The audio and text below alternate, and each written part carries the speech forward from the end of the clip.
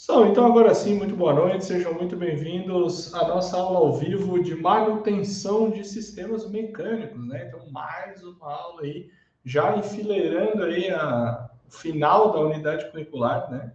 Se eu não me engano, semana que vem é a última semana, tá?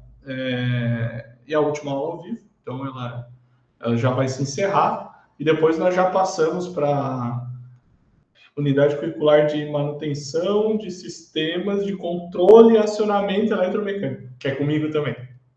Beleza? Então já estamos aí na finaleira.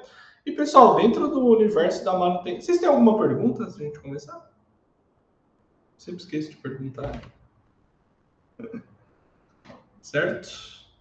Não? Tudo certinho? Tudo na paz? Tudo certinho?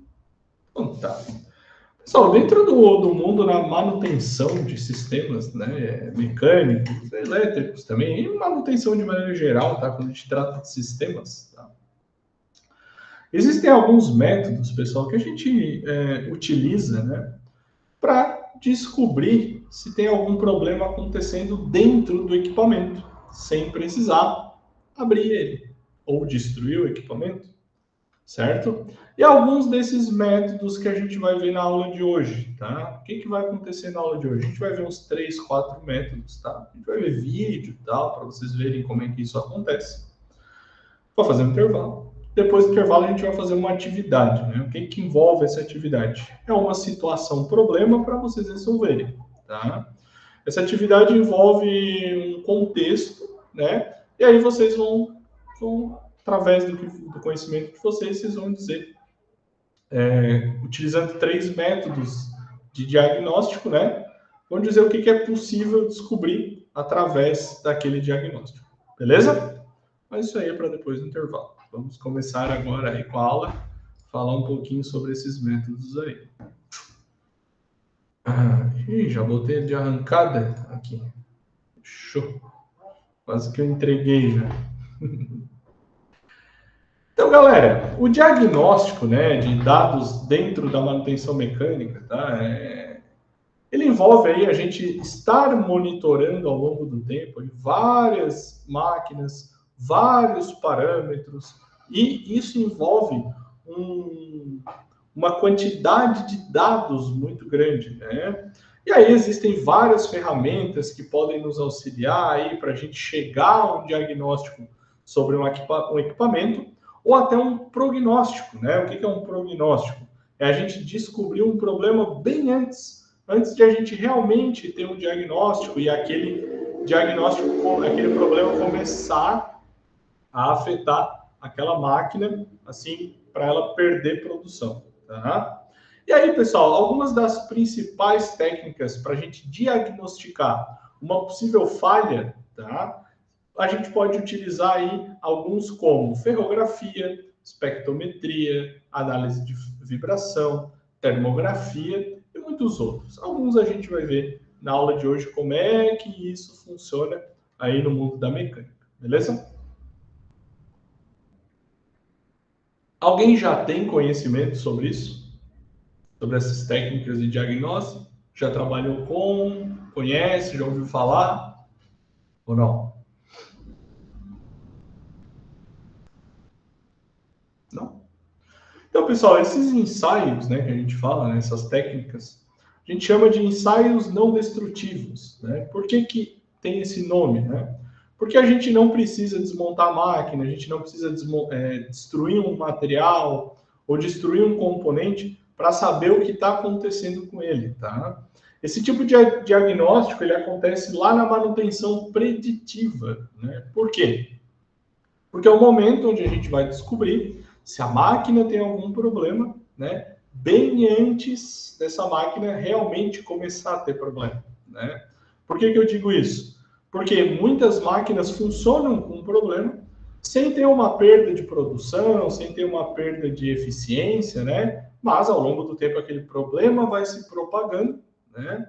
E aí eu começo a ter perda de eficiência, perda de produção, e é isso que eu não quero, né? E é por isso que eu uso esses ensaios não destrutivos, tá? O primeiro que a gente vai ver é a ferrografia, né? Então, a ferrografia ela é uma técnica utilizada, né, em manutenção preditiva, e como o próprio nome fala, né, é a análise aí de ferro, né? O que eu vou analisar nesse ferro?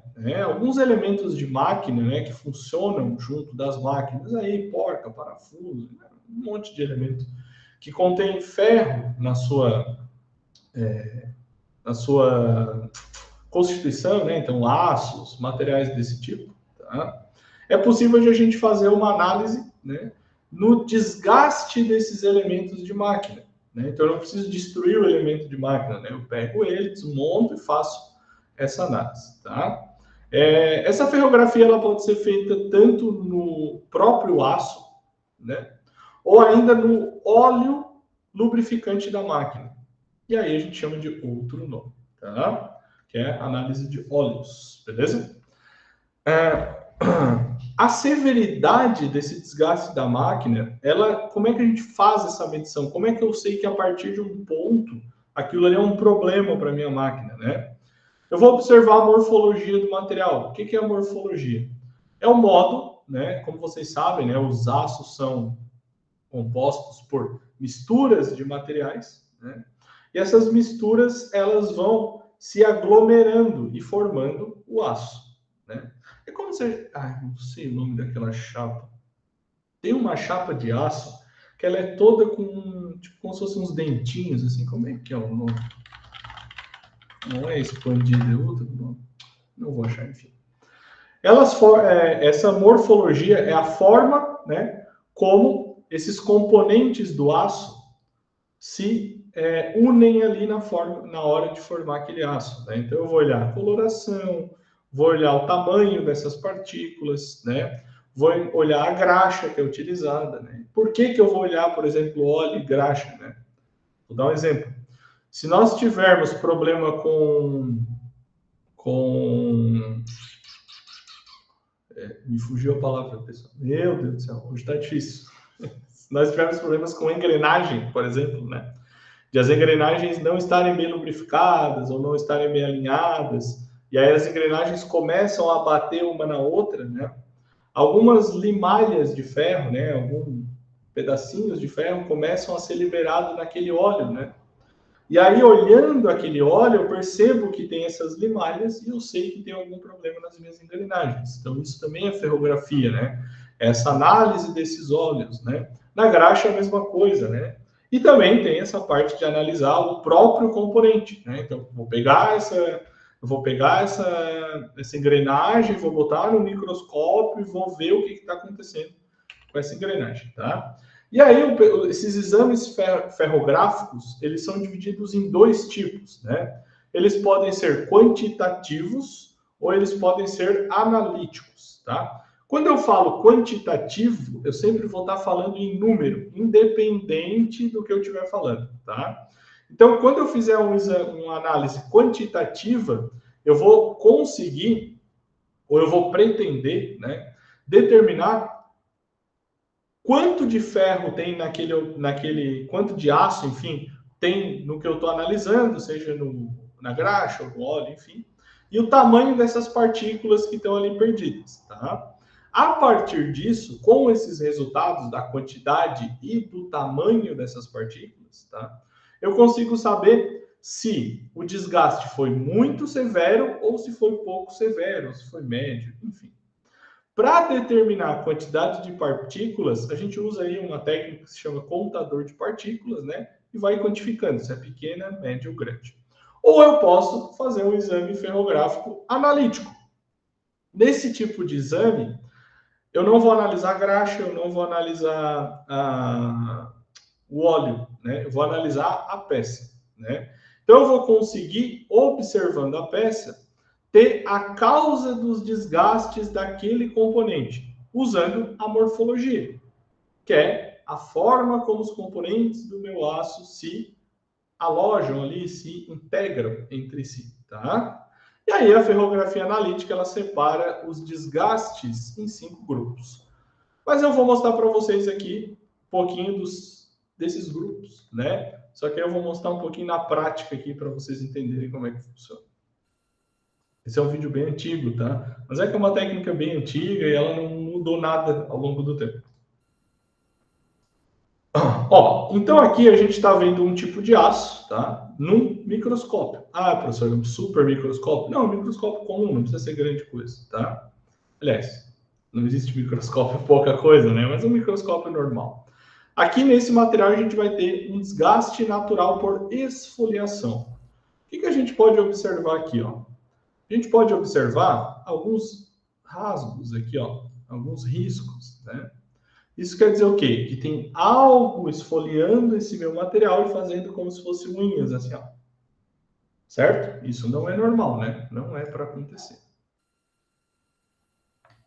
Então, ó, esse é o aspecto, né, de uma análise ferrográfica, quando a gente tem esse análise por esse problema de esfoliação. Okay? Aqui a gente já tem um microscópio um pouco melhor. Por quê? Como é que eu sei disso? Porque eu consigo observar outros componentes, ó. Consigo observar componentes de cores diferentes. Isso quer dizer o quê? São misturas de materiais. Aí eu preciso de um microscópio um pouco melhor. Aqui a gente tem desgaste severo por fadiga em aço. O que é fadiga em aço? É um material que vem sofrendo um impacto, ou puxando, ou empurrando, ou algo muito por muito tempo, tá? E aí gera essa fadiga. Tá? Então, ó, como é que eu consigo observar isso também, né? A gente tem espaços, ó, onde parece que esses grãos, ó, estão quebrados, sabe? Quando quebra e não solta. Então é isso, né? Porque fica fadigando muito, né? Então, por exemplo, tem lá uma barra de aço que ela fica toda hora fazendo assim, ó.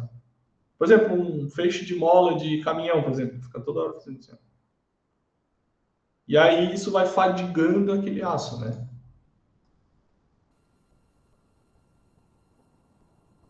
Aqui eu tenho partícula de 300 nanômetros, tá?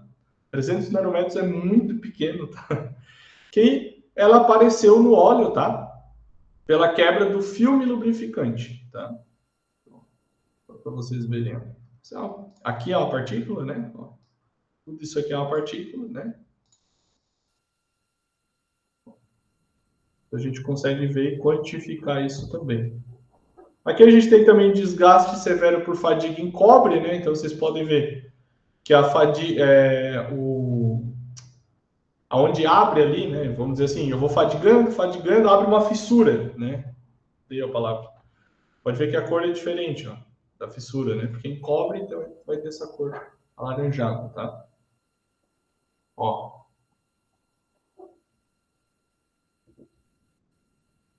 Aqui a gente tem um metal branco e um metal patente, né? Aqui não tem problema nenhum, tá? É só um para vocês verem. Desgaste severo por arrastamento em aço. Esse é interessante de ver. Esse aqui foi um processo causado por um desalinhamento, certo? E aí é uma fadiga que aconteceu por arrastamento, né? Como é que eu sei dizer isso, né? Vocês estão vendo aqui que parece que tem um negócio que ficou arranhando, arranhando, arranhando, arranhando. Isso é arrastamento, né? Então ficou puxando, puxando, puxando, puxando e causou todo essa questão, essas ranhuras aqui, né? Então, esse caso aqui. Aqui a gente tem um desgaste por abrasão também em aço. Tá? Vocês podem ver que a característica é diferente, né? Porque a abrasão ela pode acontecer em vários sentidos. Ela pode acontecer assim, assim, assim, assim, vários modos, né? Então o material ele fica um pouco poroso, né? Ele não vai ter essa característica de arranhado, mas ele vai ficar poroso porque ele vai retirar material de vários locais. Aqui a gente tem uma contaminação por areia, né? Mas aí é no processo de fundição, não tem uma análise ferrográfica diferente. Ó, esferiodização do aço, né? Quando não é bem feita a fundição, né? Aparecem essas esferas. Aqui a gente tem óxidos escuros e aí começa outra coisa, tá? Então, pessoal, na ferrografia a gente consegue ver esses aspectos, né? Logicamente, aqui a gente não está analisando óleo, não está analisando graxa, porque é mais simples de a gente entender, né? Se eu retirar um pouco de óleo numa máquina e ver lá no fundo um pouco de De aço é porque tem algum problema acontecendo na máquina, mas esse aqui é uma análise mais específica, né, onde a gente consegue fazer essa análise ferrográfica. Show? A segunda análise ela é bastante complexa, é difícil de a gente ver isso aqui acontecer, até nem achei vídeo sobre isso, tá? Que se chama espectrometria, tá? A espectrometria, pessoal, ela é utilizada só em casos muito extremos porque ela é muito cara de fazer.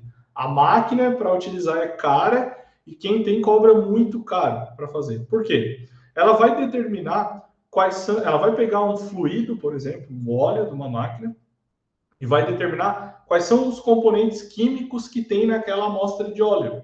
E a partir disso, né, ele vai dizer, com isso a gente vai saber se tem só óleo, se tem outra coisa que está vazando, se tem ferro, se tem outra coisa que não é fluido lubrificante, se tem um outro aditivo que não era para estar ali. Então é um ensaio que custa bastante caro, dificilmente vocês vão ver, tá? Ó, algumas coisas que pode detectar, né? Óxido de ferro, partículas ferrosas, partículas não ferrosas, poeira, produto de lubrificante. Então, tudo isso pode ser encontrado ali na espectrometria. Agora a gente vem para um muito conhecido, muito usado na indústria, que é o estudo das vibrações, tá? A gente utiliza o estudo de vibração de máquina, tá, em equipamentos para poder identificar e detectar futuras falhas ou quebras de elementos mecânicos dentro das máquinas. Tá? Toda máquina rotativa, por exemplo, como essa que tem aí na foto, ela tem um índice de vibração, certo? E cada peça tem a sua própria vibração. E essa vibração, ela vai acontecer quando a gente ocorre uma oscilação em torno do ponto de referência. Vou explicar para vocês. Eu tenho essa barra, vamos supor que isso aqui é uma barra de ferro, tá? Uma barra de ferro. Beleza? O ponto de referência dela é onde ela está presa aqui no meu dedo, certo? Se eu começar a fazer assim, ela começa a vibrar. Em relação ao quê? Ao meu ponto de referência. Beleza? Essa vibração é o resultado das forças que eu coloco na minha barra e essa barra começa a vibrar. Se essa barra estiver grudada a uma outra barra, a outra barra começa a vibrar, a outra começa a vibrar, e essa vibração ela vai se propagando. Por isso que eu preciso pegar a análise de vibração de vários pontos da máquina, e não só no ponto que eu acho que tem um problema. Cada elemento de uma máquina, ele tem a sua vibração própria. Então, por exemplo, se eu pego essa barra aqui, começa a vibrar e ligo uma outra barra, essa barra menor vai ter uma vibração e essa maior vai ter outra vibração. E é a partir disso que é possível a gente fazer a análise dessas vibrações e descobrir qual elemento que está com problema. Por quê?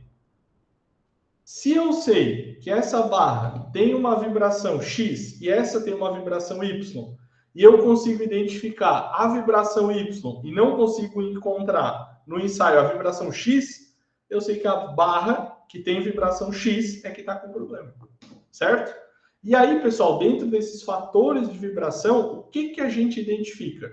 A gente identifica acoplamento desalinhado, rotor desbalanceado, rolamento e engrenagem com problema, engrenagem com dente quebrado, vínculo desajustado, eixo que está deformado e desalinha, falta de rigidez, problemas aerodinâmicos, cavitação em bomba, que é bem problemático. Se alguém já viu uma bomba cavitada trabalhando, vocês sabem, ela chega às vezes até a pular, né?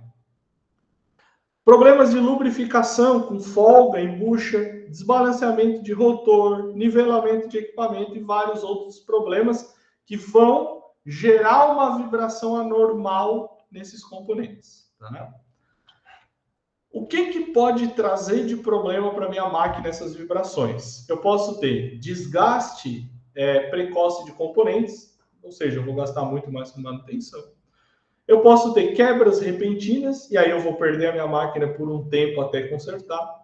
Eu posso ter algum tipo de acidente, onde alguma peça vai largar, um parafuso, alguma coisa, ou até estourar a máquina, algo assim, uma correia ou algo do tipo. Eu posso ter uma perda de energia na máquina, né? Eu posso ter uma fadiga estrutural, e esse talvez seja o pior dos problemas, né? Eu tenho que trocar aí a estrutura inteira da máquina. Vou gerar um maior custo de manutenção.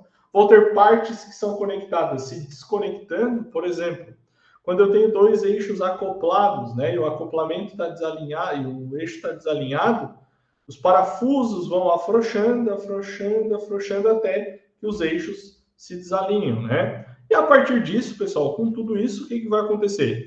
Os meus produtos vão ter uma baixa qualidade, com uma perda de precisão da minha máquina. E aí, não serve para mais nada aquela máquina até ser consertada, beleza? Como é que eu corrijo esses problemas que eu encontro, né? Eu posso eliminar o que está causando aquela vibração. Então, eu vou executar um alinhamento, um balanceamento de componentes, vou fazer um reaperto ali de componentes soltos, vou substituir componentes que estão com problemas. Posso também isolar a parte da máquina utilizando amortecedores, posso usar outros tipos de materiais, posso reduzir ou até eliminar as vibrações, né? Tem aqueles vibra-stops, né? Não sei se vocês já viram, que são como se fossem uns pés para a máquina, ele tem um material borrachado embaixo e ele atenua toda a vibração da máquina, né? Posso também, bom, era o último ali, realizar a atenuação das respostas, né? E a vibração de componentes, pessoal, como é que eu faço essa leitura, né? Eu coloco sensores na máquina, tá? Esses sensores, com essa vibração da máquina, ela transforma essa vibração em sinais elétricos e o meu equipamento capta esses sinais elétricos. E é o que a gente vai ver agora. Bancada para testes de análise de vibrações. Então, pessoal, aqui é uma bancada de teste, né? Então, a gente tem um motor aqui do lado esquerdo. No meio, a gente tem um conjunto de engrenagens, tá? E ali do outro lado, né? A outra parte ali para poder saber o quanto que está girando, tudo isso. Me fugiu a palavra. Nela, iremos montar o motor, o tacômetro. O tacômetro, pessoal, é um equipamento utilizado para saber quantas rotações o eixo está dando por minuto, tá? Duas engrenagens, engrenagem 1 e engrenagem 2. Dois acelerômetros. Os acelerômetros são os sensores que vão medir a vibração do meu equipamento, tá? O que eles medem? Eles medem a aceleração. Então, olha só. Se eu tenho essa barra aqui, certo? Ela está parada e eu começo a fazer assim, ela tem uma aceleração envolvida aqui, para cima e para baixo. E é essa aceleração que os acelerômetros medem, tá? E a partir disso, né, a gente consegue encontrar a vibração ali. E um dispositivo que simulará uma carga.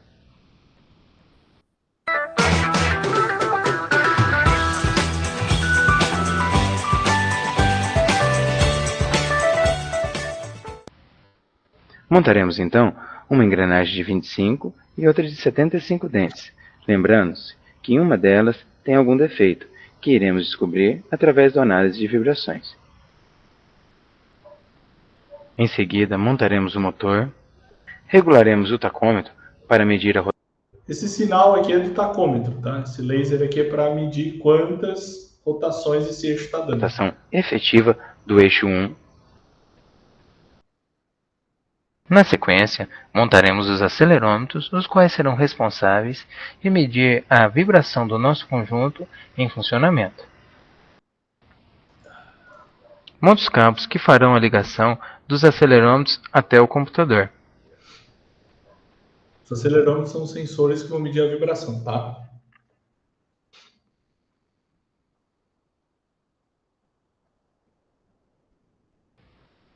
Montaremos também o dispositivo que simulará uma carga para deixar nosso teste mais parecido com uma situação real. O dispositivo simula carga, né? Para botar alguma força no eixo, alguma coisa, né? Para a gente poder fazer.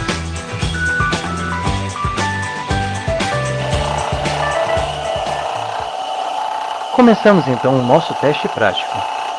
Ao colocar o nosso equipamento em funcionamento, devemos nos atentar a regular a rotação do motor em 1800 RPM.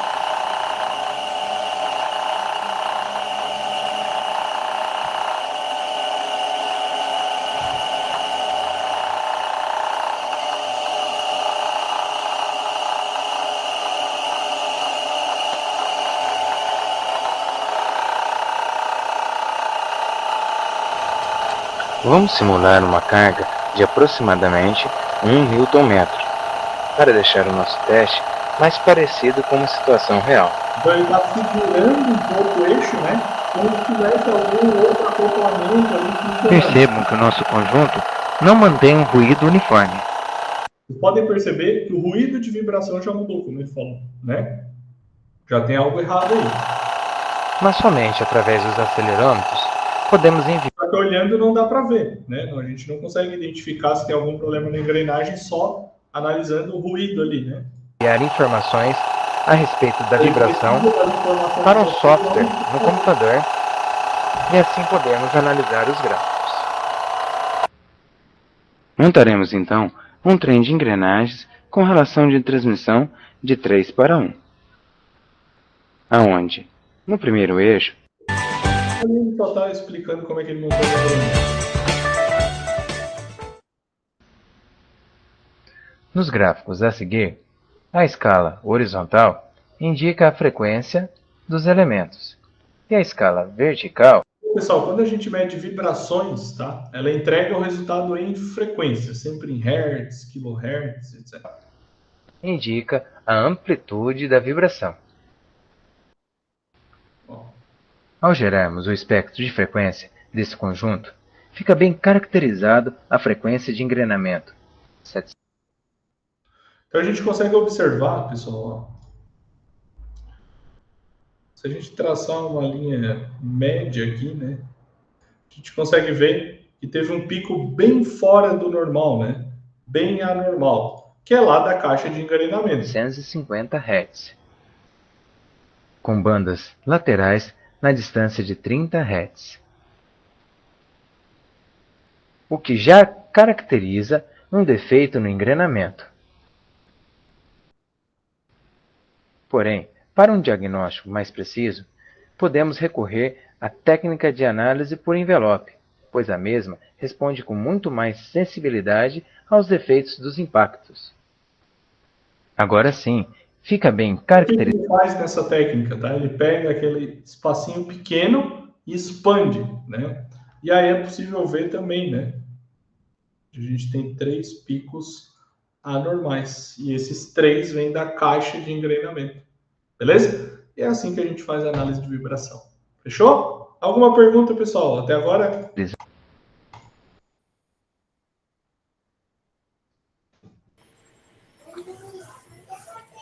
Professor, Pode falar.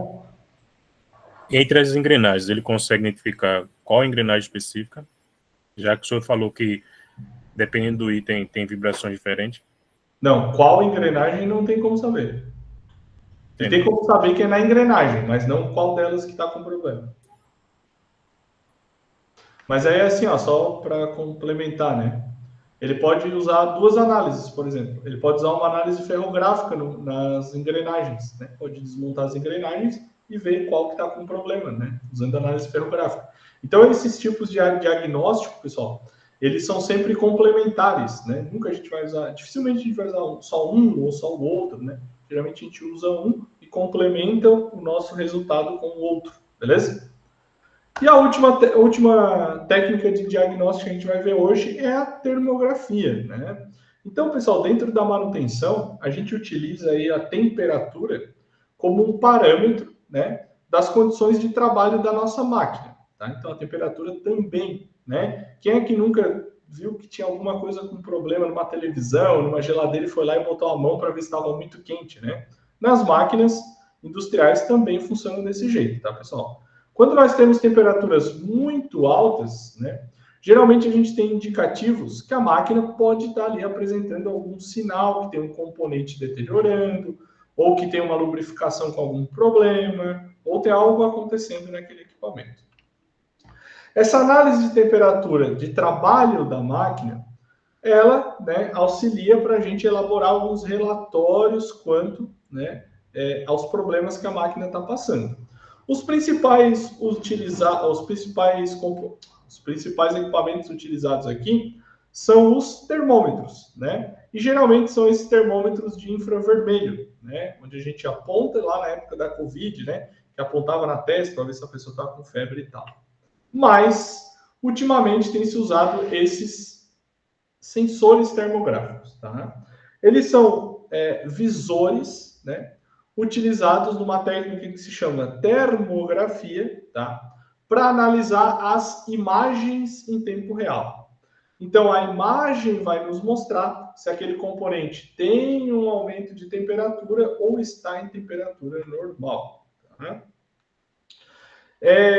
Geralmente, tá? E até o exemplo do vídeo que eu trouxe, esses equipamentos são utilizados para analisar painéis elétricos, que também fazem parte, né, da estrutura mecânica da peça, beleza? Mas a gente pode estar utilizando aí para verificar revestimento de forno, duto de gás ou outros segmentos que possa ser feito essa medição, beleza? Então vamos ver como é que isso aí funciona na prática.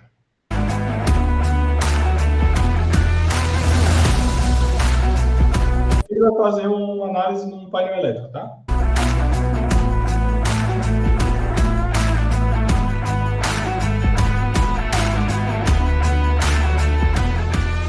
Então agora vamos realizar todo o procedimento de registro termográfico para que nós possamos elaborar. Então esse registro termográfico ele pode ser feito por foto ou por vídeo. Geralmente é por foto, tá? A gente tira várias fotos para depois poder fazer o relatório. O relatório de análise termográfica para verificar todos os pontos críticos para que a gente possa, no dia do desligamento da manutenção preventiva das subestações, nós temos a clareza justamente desses pontos críticos para poder estar resolvendo e solucionando no ato do desligamento, né? E algumas informações importantes é o seguinte: a câmera termográfica, ela não mede temperatura, esse é o primeiro ponto. O que ela mede? Ela mede irradiação infravermelho. Então, ela mede irradiação infravermelho, né? Ela não mede temperatura, não é igual a um termômetro. O termômetro mede temperatura. Só que por que a gente utiliza isso para medir temperatura? Porque a temperatura, ela irradia, né? Então, é essa irradiação que essa câmera capta, tá? Através de todos os parâmetros que estaremos realizando nela e configurando, é que ela vai estar entregando a temperatura aparente. Ou seja, então, a temperatura do ambiente, a umidade relativa do ambiente, velocidade do ar, temperatura refletida no ambiente, nas paredes, tudo isso influencia diretamente para que nós possamos ter uma medição de temperatura aparente mais próximo possível da temperatura real. Então, se errar nessa parte da parametrização da emissividade e dos demais parâmetros do ambiente, o equipamento vai estar entregando dados imprecisos. Então, isso é muito importante. E um dos pontos importantes é analisar, primeiramente, a temperatura do ambiente e também a umidade relativa. Então, com o equipamento... Por que a temperatura do ambiente é importante, tá, pessoal? Vamos dizer assim, ó, se eu chego no local e a temperatura lá de análise está em 30 graus, eu vou ali e coloco no meu termovisor que a temperatura é de 30 graus, certo? E a partir desses 30, ele vai dizer o que está abaixo de 30 e o que está acima de 30, beleza? Agora vamos supor que eu chego lá e a temperatura é 70 e eu esqueci de botar o 70 e ela está como 30. Eu vou fazer medições imprecisas, né? Medições incorretas. Por quê? Porque ele sempre vai usar a temperatura ambiente que eu colocar como padrão, né? Para medir para mais ou para menos. Deixa eu passar um pouquinho para frente aqui. A parte que ele vai... Aqui. Com essa atividade aí. Vamos lá, vamos para cima.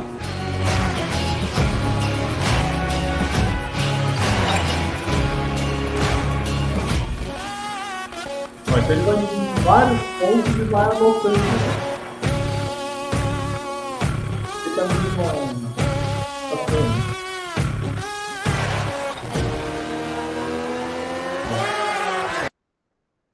Olhem aqui a diferença, né? Então ele tem aqui vários pontos em vermelho e em branco que indicam uma alta temperatura e pontos azuis que indicam uma baixa temperatura. Isso aqui indica que tem algum problema? Não exatamente. Pode ser que a temperatura ambiente seja 30 graus, esses componentes estejam a 100, 150 graus, mas é a temperatura de operação deles, né? Agora, a temperatura de operação é 70 graus e eles estão indicando 150. Aí tem problema. Isso também é um parâmetro a ser levado em consideração. É o mais importante, na verdade. a temperatura de operação do equipamento, né? Não adianta eu vir aqui dizer, nossa, meu Deus, a temperatura está muito alta, e quando eu vou verificar é a temperatura de operação do equipamento. Tem equipamentos que operam em alta temperatura e está tudo certo, tá?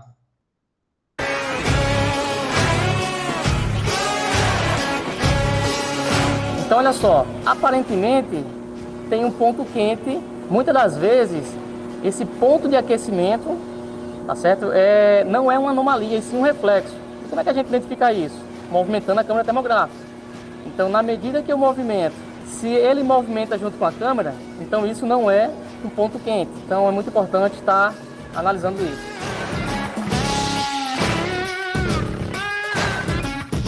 Outro detalhe importante da termografia é o seguinte: quando analisamos um potencial ponto quente ou anomalia térmica, muitas das vezes é importante a gente ter esse artefato das paletas de cores, porque, por exemplo, esse arco-íris invertido, ele tem uma particularidade onde ele mostra um gradiente térmico de forma mais estruturada, onde do ponto que está mais aquecido, na medida que vai se distanciando desse ponto aquecido, a escala de cor, ele vai tendo esse gradiente, para justamente identificar um possível ponto quente, uma anomalia térmica, ajuda o analista termográfico a justamente estar tendo essa assertividade na hora de identificar as anomalias.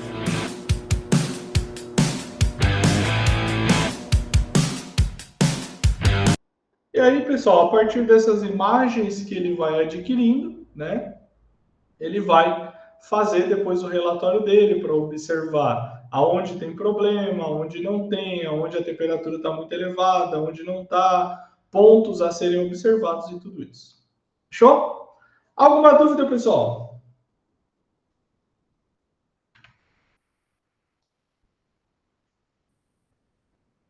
O Marcos falou, tem que fazer também uma comparação entre equipamento em mesma condição, porque pode haver um princípio de alteração em conexão se for a mesma carga com uma leve alteração. Perfeito. Perfeita colocação, Marcos. Muito obrigado pela tua contribuição.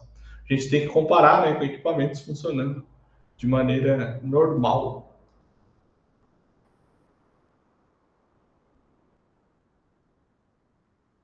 Mais alguém?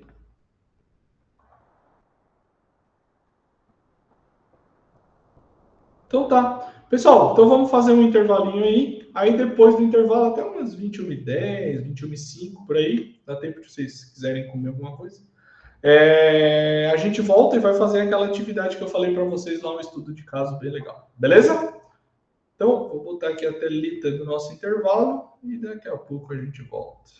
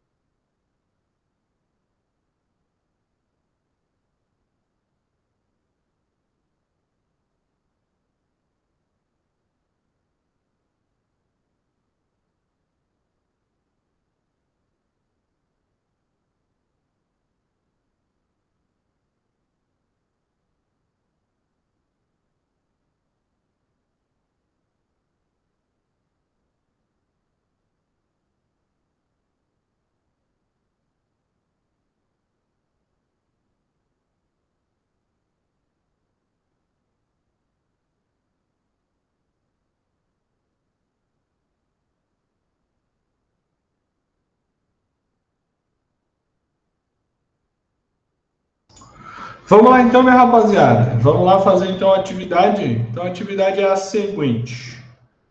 Uma indústria metalúrgica tem enfrentado problemas recorrentes em conjunto de bombas centrífuga utilizadas no resfriamento de um processo de laminação. Operadores relataram ruídos anormais, aquecimentos excessivos dos mancais e vibração acima do normal. A equipe de manutenção foi acionada para diagnosticar a falha antes que ocorresse uma parada não programada. Cite 2 diagnósticos que podem ser feitos para os seguintes ensaios: tá? Análise de vibração, ferrografia e termografia. Então, vocês vão dizer para mim 2 diagnósticos. Então, por exemplo, o que eu consigo ver com análise de vibração? Eu posso identificar isso e posso identificar isso. 2 diagnósticos. Com ferrografia, eu posso identificar isso que pode estar acontecendo e posso identificar isso que está acontecendo. E com termografia, a mesma coisa, tá? Vou dar meia hora para vocês fazerem, beleza? Depois de meia hora, a gente vem e corrige. Se vocês tiverem alguma dúvida, só pergunta no chat. Tá bom? Bom exercício, até daqui a pouco.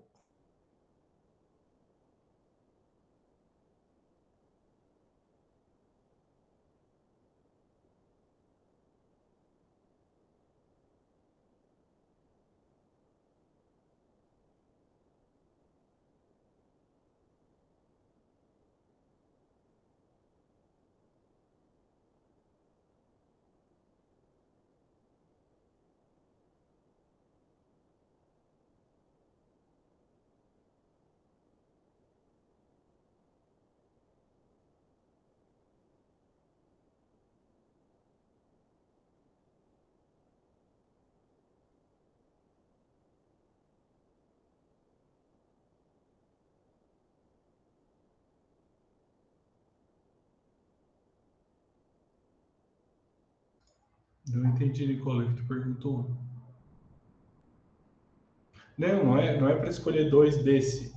É para colocar 2 diagnósticos para cada um desses ensaios, tá?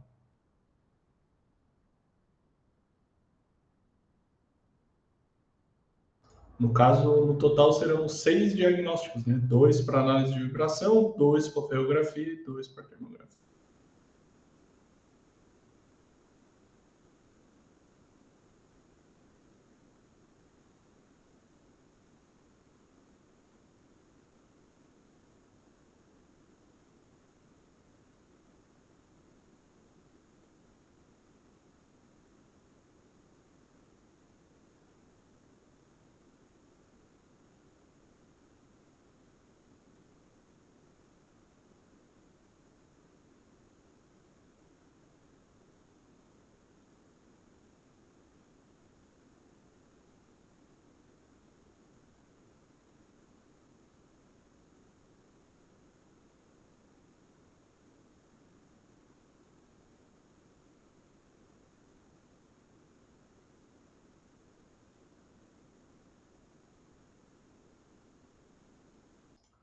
Ô, Nicole, deixa para responder depois, porque senão daí os colegas também conseguem pensar, tá? Então deixa para a hora de corrigir. Senão pode ser que eles peguem a tua ideia ou não consigam pensar em outra coisa por conta disso.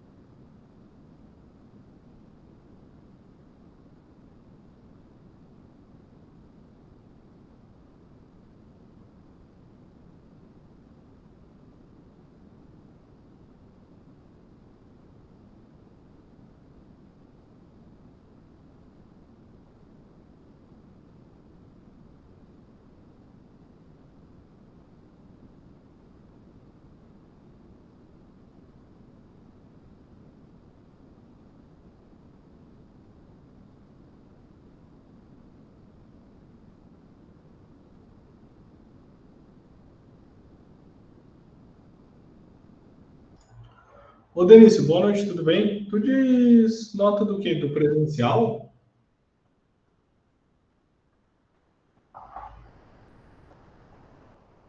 Atividades do presencial? Não, atividade que o professor passou Do na EAD? web. é, Isso, DAD. Daquela atividade avaliativa lá que vocês fizeram?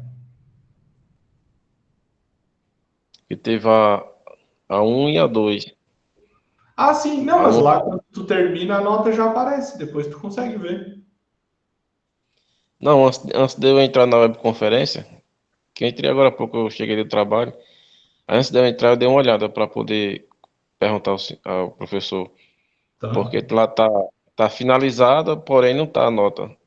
Ah, tá. Então faz o seguinte, eu vou te pedir para procurar a monitora, porque ela consegue ter acesso no teu usuário e ver o que pode estar acontecendo. Inclusive, não é só comigo, não. Tem praticamente toda a minha turma Tá. daqui de Petrolina que fez nós fizemos a atividade depois porque ela fechou antes do tempo. Aí Uhum. quando nós fizemos outra vez, aí a nota de ninguém apareceu. Ah, tá, que foi aquele que deu aquele problema lá que fechou umas horas antes, É, né? fechou um dia antes. Não, mas pode perguntar para a monitora que ela vai saber ver, porque o que acontece? O mesmo sistema que tu vê é o mesmo que eu vejo.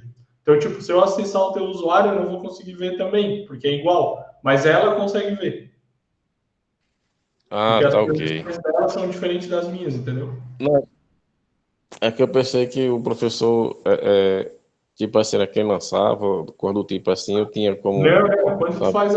Quando vocês fazem a atividade avaliativa lá, aquela nota ela já é lançada automático, nem passa por mim. Daí o que eu faço? Eu só tiro um relatório bem depois, só para ver como é que vocês foram, entendeu? É, porque inclusive aparece a nota, né? Sim, É, é, a gente confere tudo, né? Primeiramente passa dizendo os que estão certo e errado. Aí pede para a gente enviar, a gente envia, mas aí já aparece automaticamente a nota. isso. É para É, aparecer. só que agora a gente vai abrir, como eu vejo a primeira atividade, tá Uhum. lá a minha nota, tá finalizado e tá A lá a nota ao segunda, lado. a Aí eu segunda não vejo aparece. a atividade 2, aí tá lá finalizado, porém não tá a nota. Deixa eu ver. Deixa eu ver se aparece para mim a tua nota. Pera aí. Vou te usar de exemplo, né? Vamos ver. De Petrolina, tá, Pernambuco. Dá dois só, né? Tu falou, né? Oi? Da atividade 2 que tu diz, né? Isso, dá 2, é. Delício.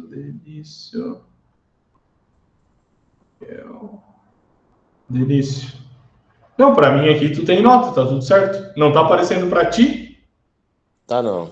Não? Então A não ser, pergunta a pra não ela, ser, porque pode ser uma configuração que ela colocou ali e daí não aparece, mas pra mim tá aparecendo a tua nota. a não ser que, assim, que antes de eu entrar na aula, agora na webconferência, aí não Uhum. tava, né? Que eu olhei antes já pra. Não, mas isso é automático, né? Tipo, não influenciaria nada tu entrar antes ou depois. Não, eu só queria ver antes para poder falar com o professor, para perguntar por que não Ah, tinha tá, entrado. para ver se tinha alguma Eu coisa que estava sabia. acontecendo. Tá, entendi. Por Não, isso que mas eu olhei primeiro. para mim tá tudo Porque se normal. tivesse entrado aqui, se tivesse aparecido aqui, eu não ia nem comentar com o professor. Entendi. Não, mas para Mas mim tá tudo normal, tá tudo certo. se tá normal, então tá tranquilo, então. Então tá bom. Beleza. Valeu, obrigado. Valeu.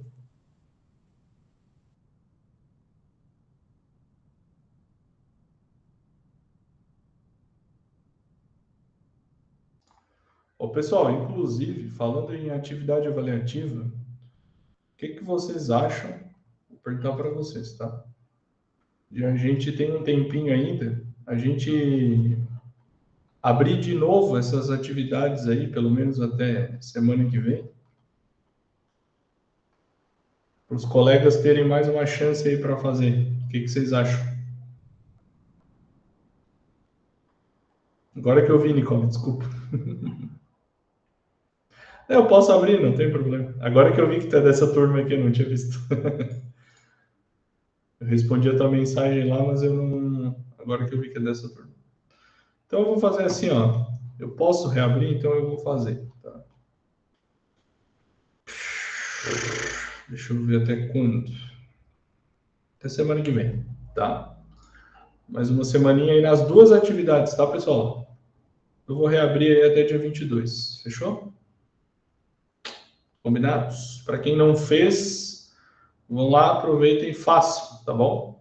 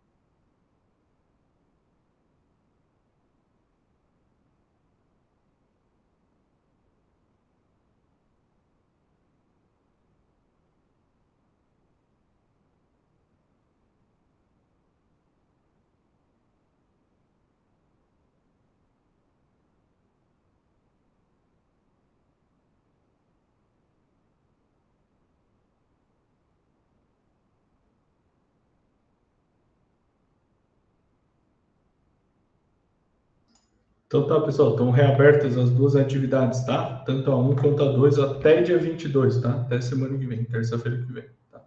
Para quem não fez aí, aproveitem para fazer.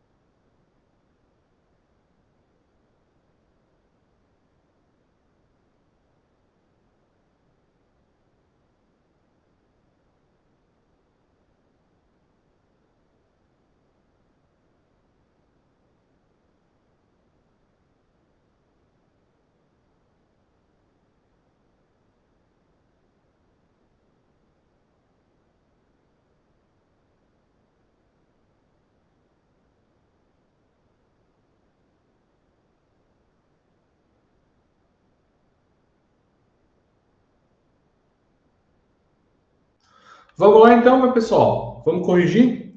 Então, a questão aqui era a seguinte. Uma indústria metalúrgica tem enfrentado problemas recorrentes em um conjunto de bombas centrífugas que são utilizadas no resfriamento de um processo de laminação. Operadores relataram ruídos anormais, aquecimento excessivo dos mancais e vibrações acima do normal. A equipe de manutenção foi acionada para diagnosticar a falha antes que ocorresse uma parada não programada. Então, vocês teriam que citar 2 diagnósticos, né, que seriam possíveis de ser feitos, deste caso, para cada tipo de ensaio aqui. Primeiro, análise de vibrações. O que vocês colocaram que pode ser identificado desse caso, utilizando a análise de vibração?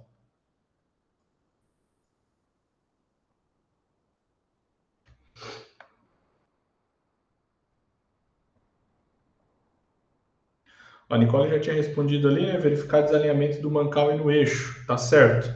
Alguém botou mais alguma coisa?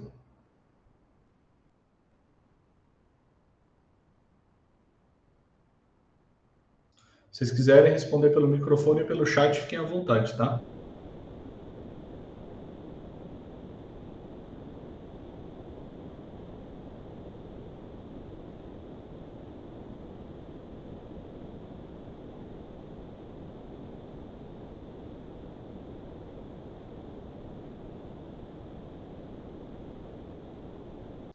Mais alguém? Ninguém conseguiu fazer? Não responderam? Ó, opa! Cássio botou, ó, análise de vibração, folga mecânica e desgaste de componentes. Show de bola. Maurício botou desalinhamento da peça e folga na fixação do eixo. Perfeito, tá correto. Podia ser, né, também desbalanceamento do rotor também. O outro que eu coloquei, a Nicole também já respondeu. Mais alguém?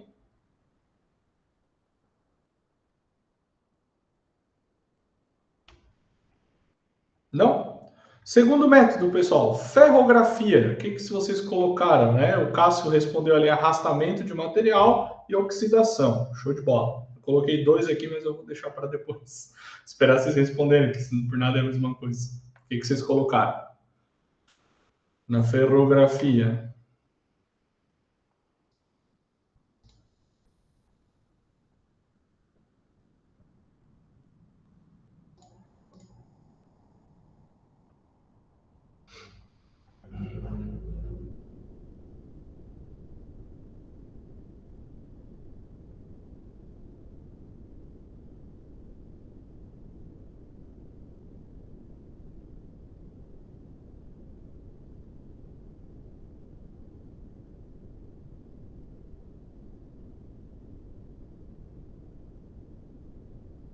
Mais nada? Não saiu mais nada? Só arrastamento de material e oxidação. Foi isso.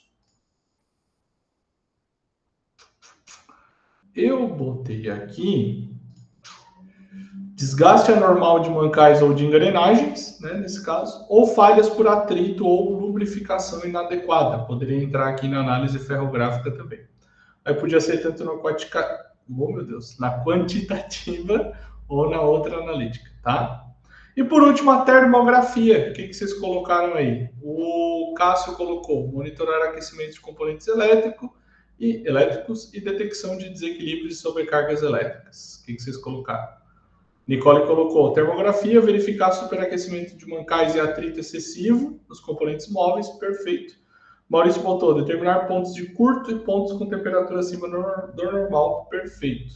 Alguém colocou mais alguma coisa?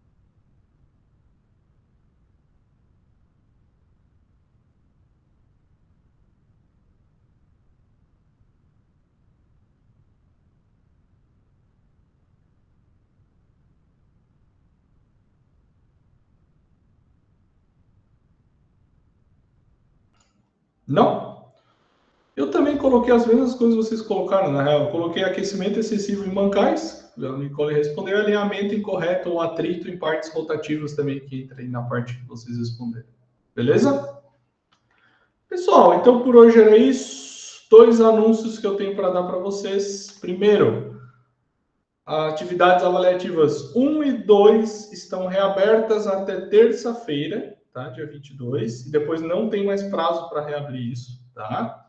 Semana que vem, aula aqui, aula ao vivo normal, tá? E é a última aula. Depois a gente já vai para uma outra unidade curricular. Beleza? Combinados? Pessoal, no mais era isso. Desejo a todos aí uma ótima noite, um bom descanso, um bom trabalho e até semana que vem. Vão com Deus. Muito obrigado pela presença. Bom descanso no feriado. Tchau, tchau.